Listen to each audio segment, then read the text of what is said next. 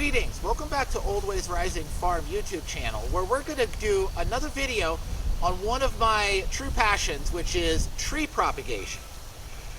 Now, we've talked about tree propagation before on the channel. We've talked about stratifying and scarifying seeds. We've done a whole bunch of videos on this, and I'm going to make sure that in the end screen there are some examples of these videos from the last couple of years and a playlist which has all of them in one spot. But here I want to talk about an approach we haven't yet discussed, which is fall planting of trees. Okay? And there are some advantages to this over scarification and stratification. You can let these things happen naturally. Instead of providing an artificial cold period in the refrigerator, you can plant them. It is middle of October right now while I'm making this video. You can plant them at the time they would fall and just let nature take its course and have them pop up in the spring. Okay? This is a good strategy if you don't have refrigerator space, for example, or if you just don't have time to work with it. Another example. Or a third example are seeds that are very, very difficult to store over the winter successfully. So I was just gifted a handful of chestnut oak seeds. Okay, these are in the white oak group, and they don't need a stratification or scarification. They have no seed dormancy. You can see that in this little acorn because he's got a little baby root poking out. It's mid-October. These things have just fallen off the tree. He's already got a little baby root poking out. Okay?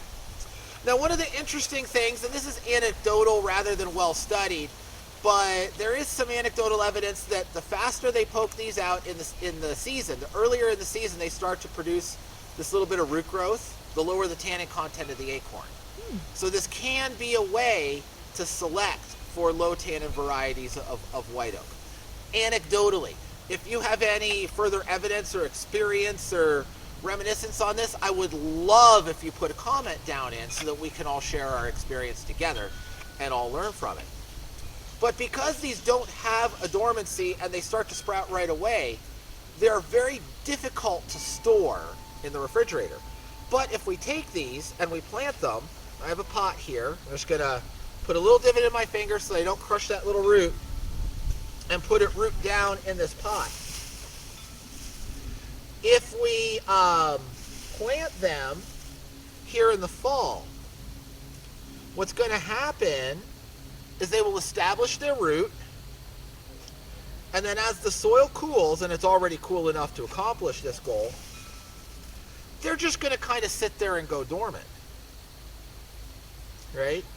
And they'll be in the water, they'll be in the soil, nothing's going to dry out, nothing's going to die. So I'm planting them all pointy end down so that the root grows straight. That's very important for taprooting species. And they're just going to be happy as little clams through the winter. I won't have to try to fuss with them. And it's all just super easy like that. Now, you can do this with seeds that need stratified for all of the same reasons. They're going to have their cold spell. They're going to have their warm spell. They will know through those internal timing mechanisms. This is a good one to talk about. This root is starting to dry out a little bit. Okay? That's why storing these is so hard. Make sure, since that one was a little longer, I give them a little room to go. Now, that's okay if one of these little rootlets has a dry tip. I'm not concerned about that. This lack of seed dormancy is true of all of the white oaks. The red oaks have a seed dormancy. An interesting thing, once the seeds start to sprout, squirrels become uninterested in them. So they will chew off that root tip before they store them in their caches. Come back. I wonder if it changes the taste. No. No? Oh yeah, it's sprouting? Yeah. Yeah, they lose interest in it. It changes the starches. Gotcha. So you see, I can't tip this much more than that or they're all going to fall over, but they're all pointy end down and fairly dense. And all we have to do cover them up with some soil. Okay. Now, of course, we need to label this. We need to label it durably, since none of this is going to be doing anything sprouting until spring. So I like to do this. I like to take a random soda pop bottle, and see, I said soda and pop so we can keep peace in Pennsylvania and Ohio, right? See, got to be peacemakers like that. We take the soda pop bottle, cut a little strip out of it, and so I wrote Chestnut Oak and Wilmot, Pennsylvania, which is where this particular collection was gifted to me from. And if you just write on this little piece of soda pop bottle with a ballpoint pen, it will emboss what you're writing right into that thin aluminum. And these hold up very, very well for many years. Okay, stick that in there. But now we still have a problem with this. Mice, and in my case, chickens that are running all over the place. The chickens believe that I will only ever fill a pot with soil to hide treats from them, and they will go after those treats. So if you've watched the Osage orange seed saving video, I had amazing germination on that, and the chickens thought they were delicious. So I've got to go recollect that this fall. So we have to protect this from the chickens and the rodents. And we're going to do that with some hardware cloth. So this is a little bit of just 1/4-inch mesh hardware cloth. And I've used this many times. This is going on 15 years old at this point. But it's just formed, has a little wire around the base, and we can pop it down on the pot, and that will keep all of the disorderly conduct away from our seeds. Okay? So white oaks, I absolutely recommend that you do this. Another place I absolutely recommend you fall plant early, and I didn't show the collection of these, but I found some Canadian yew, Taxus canadensis. It's a relatively rare.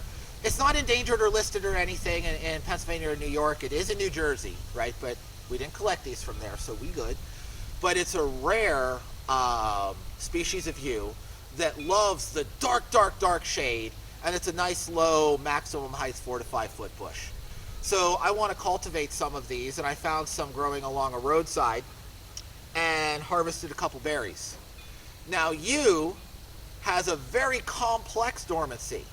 It needs 100 days of warm, followed by 100 days of cold, followed by another 100 days of warm, followed by another 100 days of cold in order to even start breaking dormancy. I don't want to try and manage that in a refrigerator with mold trying to grow on me all the time. So something like this, I will just put in a pot and leave out in the weather for 2 years before I expect any growth to occur. Okay?